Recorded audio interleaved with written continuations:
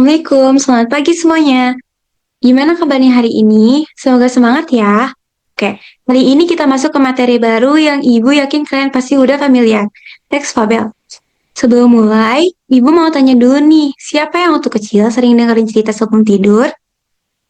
Dari yang dengerin cerita tadi, ada nggak yang ceritanya tentang binatang?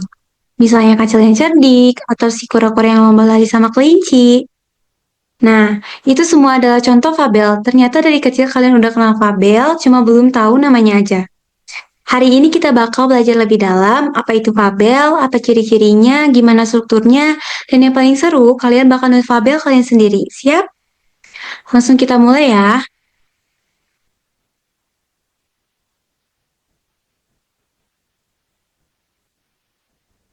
Oke, sebelum masuk materi, kita warm up dulu biar otak kalian mulai nyala. Coba perhatikan 3 pertanyaan di slide ini. Ibu mau kalian jawab jujur ya, nggak ada jawaban yang salah. Pertanyaan pertama, hewan apa yang paling sering muncul di cerita fabel yang pernah kalian baca atau dengar? Wah, ada yang bilang kancil, ada yang bilang semut, ada yang bilang kura-kura. Bagus. Memang hewan-hewan itu yang paling sering jadi tokoh fabel, terutama dalam cerita rakyat Indonesia. Pertanyaan kedua, dari cerita yang tadi kalian sebutkan, apa pesan moral yang bisa diambil? Iya, betul. Jangan sombong, rajin bekerja, kejujuran itu penting. Nah, perhatikan pesan-pesan itu universal, universal ya, berlaku buat semua orang, bukan cuma buat binatang dalam ceritanya. Pertanyaan ketiga, ini yang paling penting. Fabel itu menurut kalian termasuk teks fiksi atau non-fiksi? Bagus banget. Fiksi, karena kejadiannya nggak nyata, di dunia nyata nggak ada binatang yang bisa ngomong dan berpikir seperti manusia. Tapi walaupun ceritanya fiksi, pesan moralnya sangat nyata dan bisa kita terapkan dalam kehidupan sehari-hari. Itu yang bikin fabel istimewa. Nah, sekarang kita masuk ke materinya. Yang pertama, pengertian.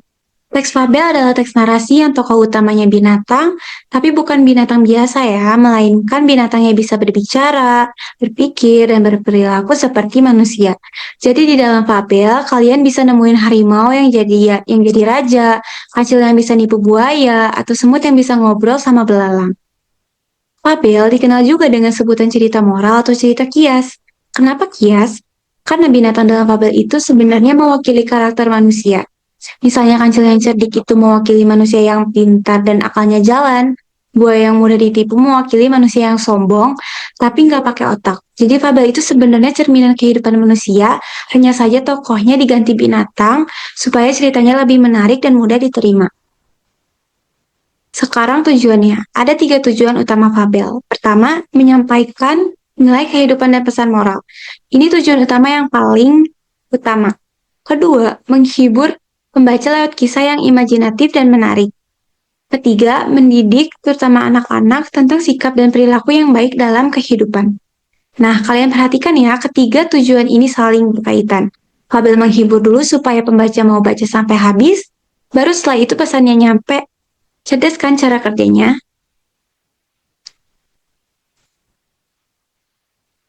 Sekarang ciri-cirinya. Ini penting banget supaya kalian bisa bedain mana yang fabel, mana yang bukan. Soalnya ada banyak cerita yang tokohnya binatang tapi bukan fabel. Misalnya film kartun yang tokohnya hewan tapi nggak ada pesan moralnya, itu bukan fabel. Ada 6 ciri fabel yang harus kalian hafal. Pertama, tokohnya binatang yang berperilaku seperti manusia. Bisa ngomong, berpikir, bersikap, punya sifat baik atau buruk. Kedua, alurnya sederhana dan jelas. Ada perkenalan tokoh, ada konflik, ada penyelesaian. Berarti itu bukan fabel.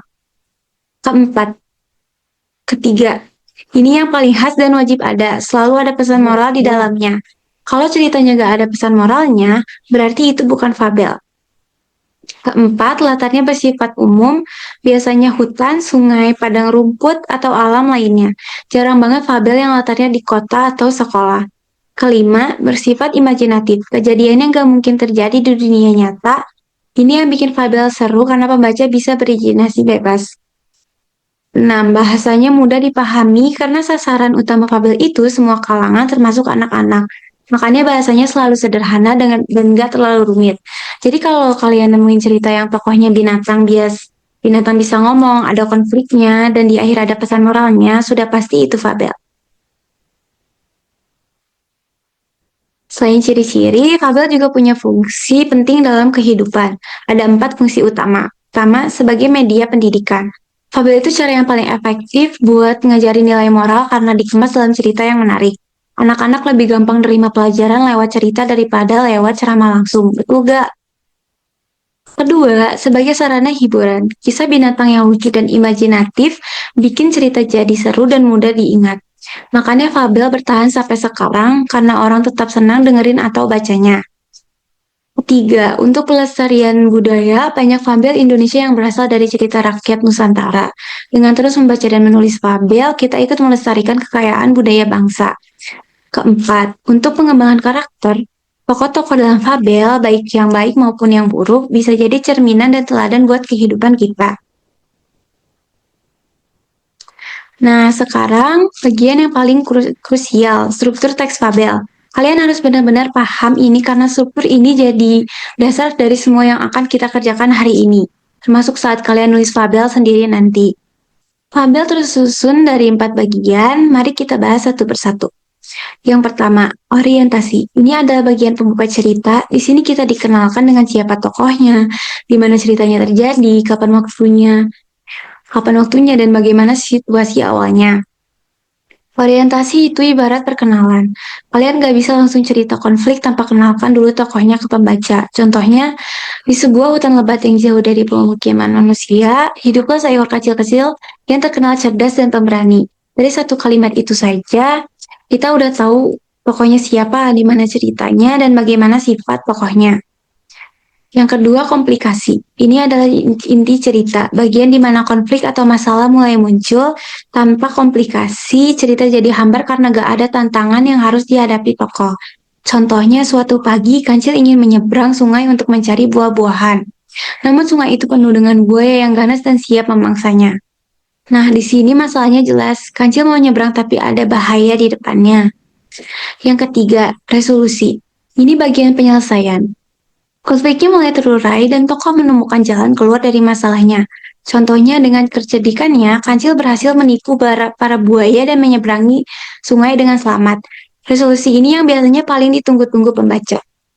Yang keempat, koda. Ini penutup cerita yang berisi pesan moral atau amanat. Koda itu yang bikin fabel berbeda dari cerita fiksi biasanya. Contohnya, kecerdasan dan ketenangan pikiran akan selalu membantu kita melewati setiap kesulitan dalam hidup. Gampang diingat ya, perkenalan masalah, solusi, pesan, 4 itu aja, orientasi, komplikasi, resolusi, dan koda.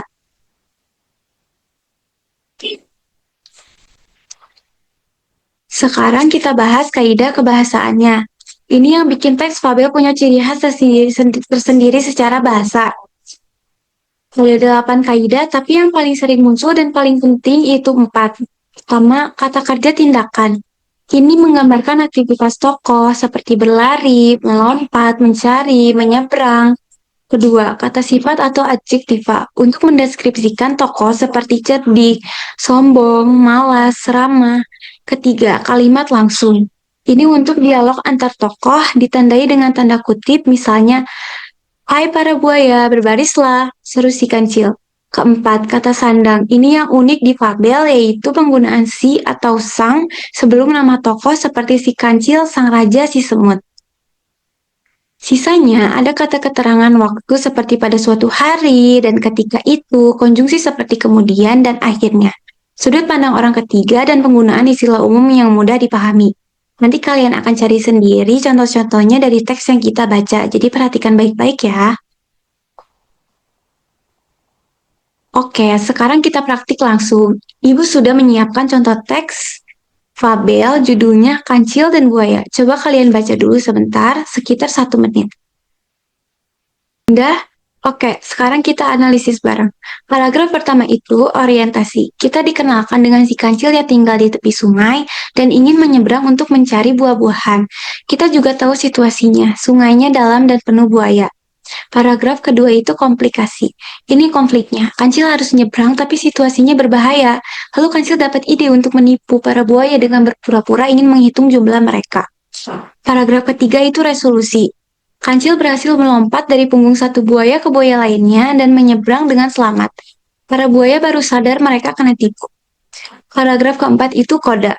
Pesannya jelas, kecerdikan lebih berharga daripada kekuatan semata. Nah, kalian bisa lihat sendiri dari paragraf pertama sampai terakhir, strukturnya runtut banget. Ini yang harus kalian tiru saat nulis fabel nanti. Sekarang giliran kalian aktif. Di slide ini ada dua aktivitas. Yang pertama, tabel analisis. Kalian isi kolom paragraf dengan paragraf keberapa, struktur teksnya apa, dan analisis isinya. Paragraf pertama sudah Ibu contohkan barusan. Kalian tinggal lanjutkan paragraf 2-4. Yang kedua, soal pasangkan.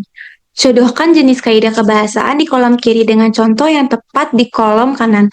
Ini buat ngecek apakah kalian sudah bisa mengidentifikasi kaidah bahasa fabel yang tadi kita bahas. Kerjakan dulu di lembar kerja kalian ya, nanti kita bahas bareng. Kalau kalian udah selesai menganalisis, sekarang perhatikan panduan menyusun fabel di slide ini. Ada 8 langkah. Mulai dari menentukan tema dan pesan moral dulu, ini yang paling pertama karena semua cerita kalian harus bermuara ke sini. Lalu pilih tokoh binatang dan tentukan sifat-sifatnya. Tentukan latarnya, di mana dan kapan ceritanya terjadi. Susun kerangka orientasi, komplikasi, resolusi, dan koda. Baru setelah itu tulis di draft ceritanya. Perhatikan kaidah bahasanya, tulis kode yang kuat, yang terakhir sunting tulisan kalian. 8 langkah ini kalian jadikan acuan ya saat nulis nanti. Nah, ini tugasnya. Kalian tulis satu teks fabel dengan tema persahabatan, tokohnya 2 hewan yang berbeda. Pastikan ada keempat strukturnya, orientasi, komplikasi, resolusi, dan koda. Dan pesan moralnya jelas nyambung sama ceritanya. Gak harus panjang, yang penting lengkap, runtut, dan ada pesannya. Oke, sebelum kalian mulai nulis, kita simpulkan dulu materi hari ini. Fabel itu teks narasi yang tokohnya binatang yang berperilaku seperti manusia. Dan tujuan utamanya adalah menyampaikan pesan moral. Ciri khasnya ada 6, strukturnya ada 4, orientasi, komplikasi, resolusi, dan koda. Dan punya kaidah kebahasaan yang khas seperti kata sandang, si, dan sang. Kalimat langsung dan kata kerja tindakan. Ada yang mau ditanya sebelum mulai? Kalau gak ada, silakan mulai nulis. Ibu keliling ya, kalau ada yang bingung atau mau dikonsultasikan, angkat tangan aja.